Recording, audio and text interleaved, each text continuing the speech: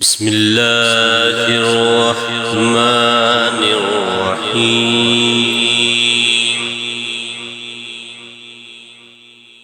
هل أتاك حديث الغاشية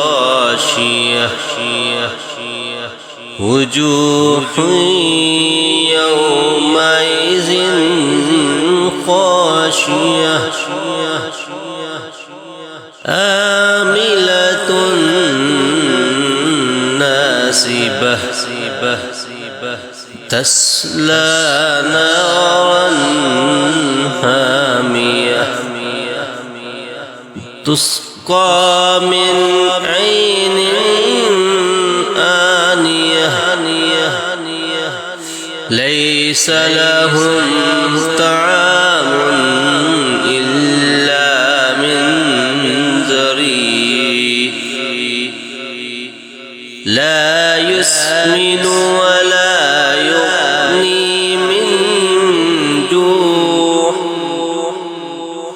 وجوه يومئذ ناعمة لسعيها راضية في جنة عالية لا تسمع فيها لاغية فيها عين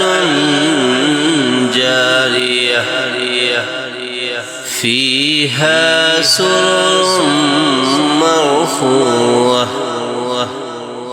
وأكواب موضوعة ونمارق مصفوفة وزرابي مبثوثة أفلا ينظرون إلى الإبل كيف خلقت وإلى السماء كيف رفعت وإلى الجبال كيف نصبت وإلى الأرض كيف سطحت وذكر إنما أنت مذكر لست عليهم بمسيطر إلا من تولى وكفر فيعذبه الله العذاب الأكبر إن إلينا إيابهم ثم إن علينا حسابهم بسم الله الرحمن الرحيم قل هو الله أحد الله الصمد